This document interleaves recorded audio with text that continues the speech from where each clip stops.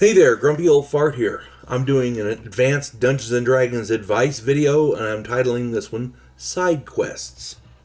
Before I get into this, though, if you enjoy my content, it would really help me out if you could hit the like button, subscribe to my channel, share my content on all of your platforms, post a comment or two. Remember, I welcome your comments, even if you disagree with me, and I also welcome questions. If you have any, I'm glad to answer them if I can.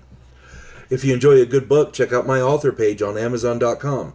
My pen name is H.L. Anderson. You can find all of my books there, including I just now got it published. It's out there. It's an Old West role-playing game. You get to be an outlaw or a bounty hunter or a lawman or a gambler, a gunslinger, Native American, whatever you want to do.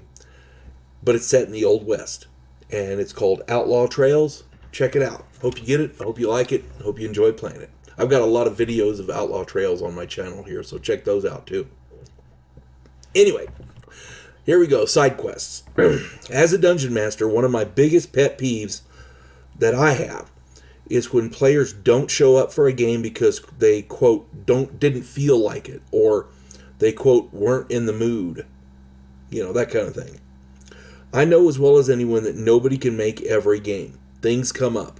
Life gets in the way. And if it's important, I completely understand.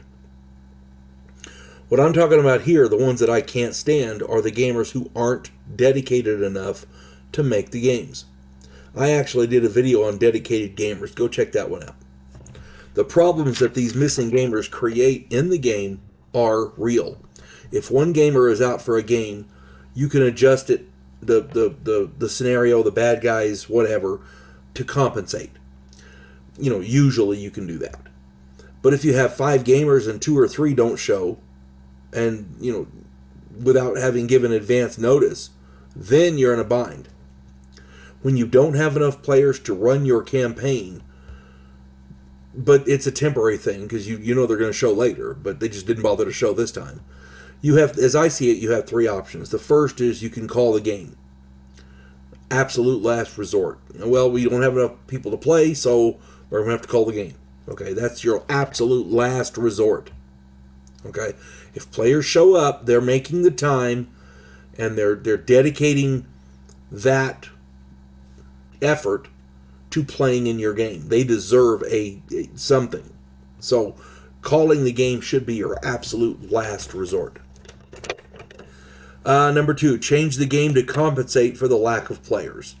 If you're missing 40% plus of the party, that's going to mean some significant alterations to your game to the point of threatening the cohesiveness of your plot. This is not recommended.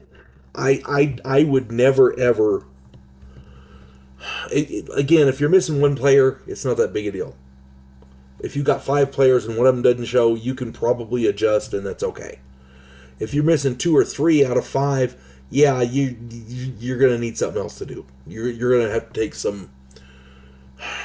I hesitate to use the word drastic actions, but definitely you can't run them in the main plot of your game.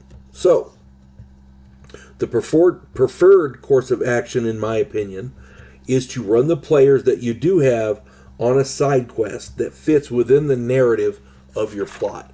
It's not the main mission, but it fits within that narrative. I always try to have 3 or 4 side quests set up in advance, and these mini missions have to be beneficial to the plot. They have to be 1-session games. They have to be easily modifiable to account for the number of players who actually did show up to play. Simple things like killing an easy monster to generate goodwill with the locals and to get your players a little money, a little experience, that kind of thing. Helping a local in a tight jam, such as fixing a wagon, corralling some wild animals, helping him round up his herd of livestock, whatever, finding a lost kid, you know, that kind of thing. Finding a thief or an assassin could be a quick and easy run for the night. Helping save a kid who fell into a well, a hole, a cavern system, or whatever. That's going to make the locals love the hell out of your party. Okay, that's a no-brainer there. The idea is to justify the time and effort that the players who did show up gave while providing a fun evening. Experience rewards should be suitable. Okay? Now, other awards, gold, magic, etc., should reflect the reason the other players did not show for the game. If they had a good reason, work, family emergency, something like that, then a little reward. The players that played, yeah, they deserve something, but if something minor. If the players who didn't show up just didn't feel like it or had a flimsy excuse, man, pour on that gold. I might even justify a magic item or two just to rub the other players' noses in it. The players who did show up deserve something nice, especially if the other players just didn't bother to show.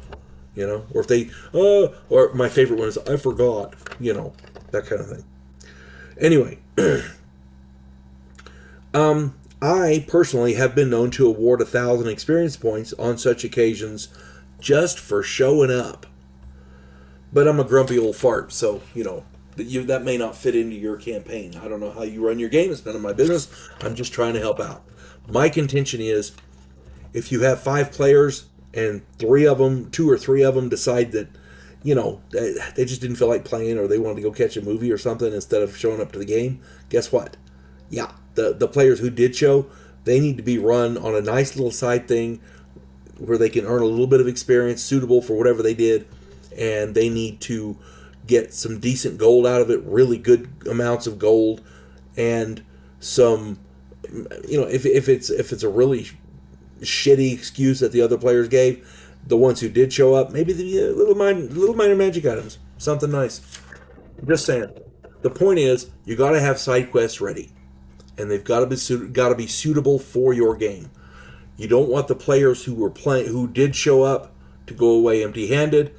You want them to further the plot of your game, but you can't take them on the main mission.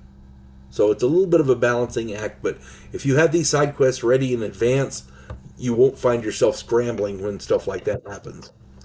Anyway, check out that video that I did called Dedicated Gamers.